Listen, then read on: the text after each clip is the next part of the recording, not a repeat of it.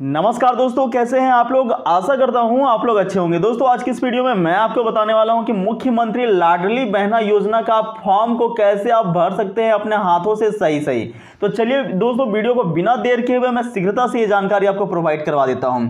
तो दोस्तों कुछ इस प्रकार से आपका फॉर्म होगा, ब्लॉक में जाएंगे या फिर शिविर कहीं पे लगा होगा तो आपको कुछ इस प्रकार से फॉर्म दे दिया जाएगा। ठीक है, इस फॉर्म को आपको फिलअप करना है और जमा करना है। इसके बाद आपको पावती मिल जाएगा इसका, और उसके बाद आपका लाडली बहना योजना के तहत आपके खाते में प्रत्येक मंथ जो है वो 1000 रुपया भेजा जाएगा। ठीक है, तो देखिए आपको सबसे पहले क्या करना है, तो आवेदिका का समग्र आईडी, तो भाई जो भी समग्र आईडी होगा, जो भी बहन होंगी या फिर जो भी सिस्टर होंगी, उन सभी का यहाँ पे जो समग्र आईडी होगा वो 9 अंक का होगा। ये 9 अंक यहाँ पे डाल देना है। ठीक है, उसके बाद आधार नंबर, तो जो भी आपका आधार कार्ड में आधार नंबर 12 डिजिट का होगा वो 12 डिजिट यहाँ से लेकर के स्टार्ट करना है दोस्तों, और यहाँ तक एंड कर देना है। ठीक है, ये 12 डिजिट जो है वो यहाँ पे डाल देना है। ठीक है, आगे देखिए आवेदिका का नाम पूछा गया है, तो जो भी बहन होंगी उनका नाम जो भी होगा उनका नाम यहाँ पे डाल देना है।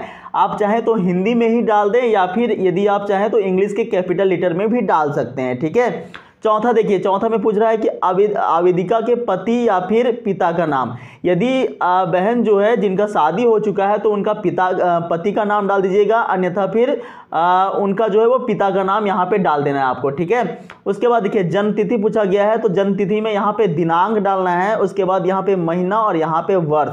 जैसे कि मान लीजिए कि आवेदिका का जो जन्म तिथि है वो 1/1/2000 है, तो 01 यहाँ पे। ठीक है, 01/01/2000। ठीक है, इस टाइप से डाल देना है। ठीक है, उसके बाद देखिए आवेदिका का पता, तो जो भी पूरा पता होगा, गांव का नाम, पोस्ट ऑफिस, जिला। ठीक है, उसके बाद देखिए यहाँ पे ग्राम या शहर पूछा गया है। ठीक है, तो यहाँ पे ग्राम का नाम यानी गांव का नाम, जिला लिखना है, यहाँ पे पिन कोड जो कि 6 डिजिट का होता है ये चीज़ डाल देना है। ठीक है, उसके बाद देखिए आवेदिका का मोबाइल नंबर, तो जो भी मोबाइल नंबर होगा वो मोबाइल नंबर 10 अंक का यहाँ से यहाँ तक डाल देना है। उसके बाद यहाँ पे कैटेगरी पूछा जा रहा है, वर्ग पूछा जा रहा है, तो मान लीजिए आप यूआर से हैं तो यूआर में टिक लगा दीजिए। ठीक है, उसके बाद यदि आप जो है अनुसूचित जनजाति में हैं, ठीक है, तो यहाँ पे टिक लगा दीजिए, या फिर आप जो है वो अनुसूचित जाति में है। देखिए ये अनुसूचित जाति का है यानी कि एससी का है, तो भाई एससी के अंदर आप हैं तो यहाँ पे लगा दें। ये आपका अनुसूचित जनजाति है, एसटी के अंदर आप बिलोंग करते हैं, शेड्यूल्ड ट्राइब के अंदर, तो यहाँ पे टिक लगा दें।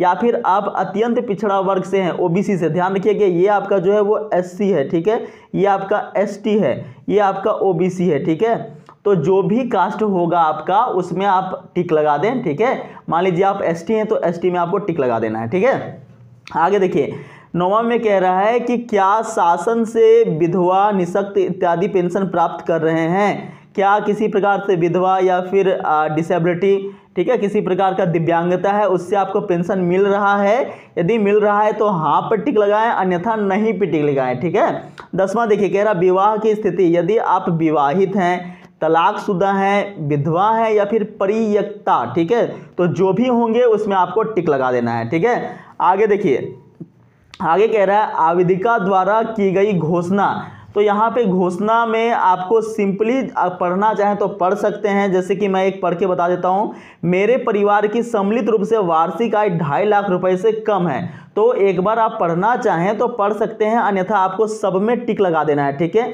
सब में टिक लगा देना है। यदि आप सब में टिक लगाते हैं तभी आपका जो है वो पैसा आ पाएगा, तभी आपका मुख्यमंत्री लाडली बहना योजना के तहत रजिस्ट्रेशन हो पाएगा। ठीक है, ये चीज़ आपको ध्यान रखना है। आगे देखिए, आगे आपसे कह रहा है आवेदिका का सिग्नेचर, आवेदिका का हस्ताक्षर। ठीक है, तो सिंपली यहाँ पे अपना हस्ताक्षर कर दें, जो भी आपका हस्ताक्षर है, सिग्नेचर है वो कर दें। उसके बाद आगे जो है आप देख पा रहे होंगे मुख्यमंत्री लाडली बहना योजना के तहत ये आपका पावती है।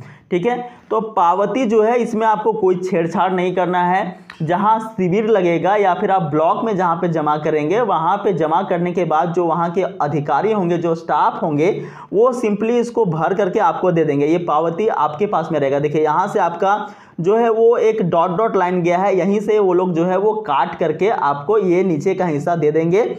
उसके बाद देखिए यहाँ पे पूरा जो डिटेल है वो लोग खुद भर लेंगे, जैसे कि आपका रजिस्ट्रेशन नंबर हो गया, किस दिन आपने आवेदन किया है, आवेदिका का नाम हो गया, उनका पति या फिर पिता का नाम हो गया। उसके बाद यहाँ पे चौथा पूछ रहा है कि आपका आधार बैंक अकाउंट से लिंक है कि नहीं। तो आधार कार्ड जो है वो बैंक से लिंक होना चाहिए, तभी आपके खाता में डीबीटी के माध्यम से, डायरेक्ट बेनिफिट ट्रांसफर के माध्यम से पैसे आ पाएंगे। ठीक है, तो इसमें आपको टिक कर देना है, यदि लिंक है तो यस पे, नहीं है तो फिर नहीं पे।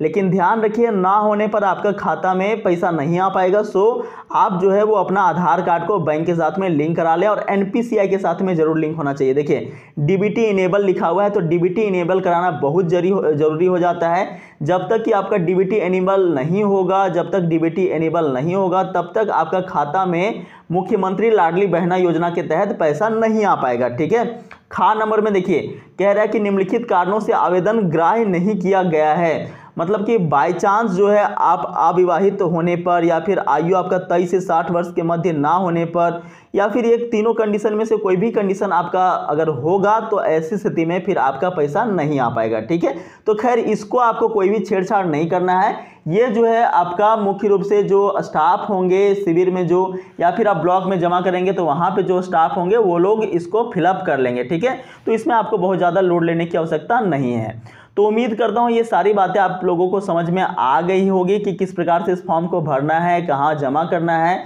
सिंपली शिविर में ही जमा करना है। अगर किसी प्रकार का समस्या रह जाता है, कोई डॉट रह जाता है, तो कमेंट बॉक्स में ज़रूर पूछें। मैं आपके सभी सवालों का निश्चित तौर पे जवाब देने का यहाँ पे प्रयास करूँगा। मिलते हैं अगले वीडियो में, तब तक के लिए आप सभी को नमस्कार।